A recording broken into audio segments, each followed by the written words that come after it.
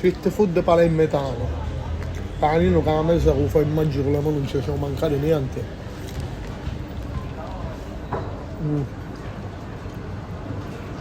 Nettare degli dei.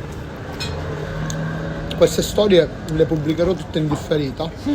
Perché quando vengo in Palermo,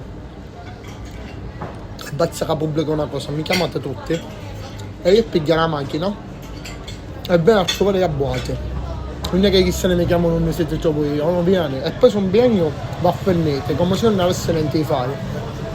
E non me la godo mai. Quindi sono con la mia ragazza e quando vedete queste storie io già sarò a Londra.